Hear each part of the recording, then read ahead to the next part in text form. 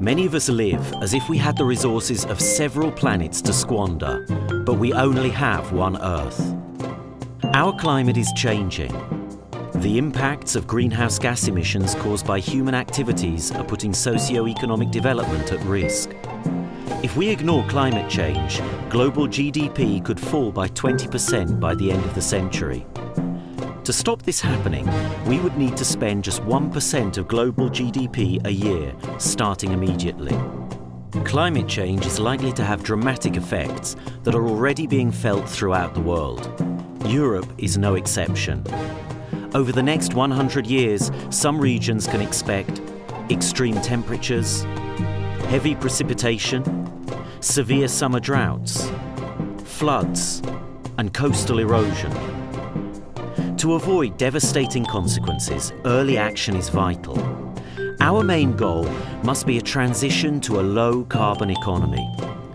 The European Union is already taking steps at policy level. One of the goals of the Europe 2020 strategy is to reduce emissions and to use energy in a more sustainable way. In the longer term, the EU roadmap for a low-carbon economy sets even more ambitious targets. In the struggle against climate change, the EU relies on regional efforts. Regions can boost competitiveness by supporting sustainable investment, achieve energy efficiency targets through innovative financing, and implement concrete local projects. But the shift towards a low-carbon economy remains a challenge. To help show the way to a low-carbon future, 12 organisations from 8 European regions formed the Regions for Sustainable Change Partnership. The RSC partnership proposes a 4-step methodology and has developed tools for each of the stages. As a first step, each region must assess its current status and capacities to tackle the climate challenge. Drawing on RSC partners' pioneering work, the project's Regional Climate Confidence Index proposes 7 issues for inclusion in a baseline assessment.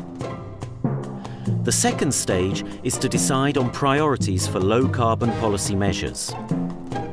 Using the modelling tool developed by the RSC project, measures can be examined and compared in terms of their cost, the number of jobs created, and the potential carbon savings. During the third stage, both low-carbon and adaptation issues should be integrated into regional planning, for which administrations can use guidance developed by the project. In the fourth stage, the effectiveness of these policies should be measured. The RSC Low Carbon Indicators Toolkit demonstrates the use of indicators for monitoring and includes a brief questionnaire for self-evaluation. This 4-step process, along with tools and European good practices, are summarised in the RSC Methodological Handbook. The RSC partner regions are already on the path to transition, and their experiences are described in the publication. Despite being very different in character, each of the partners has taken steps towards a low-carbon future. Their message to other regions is that it really is possible to make a difference.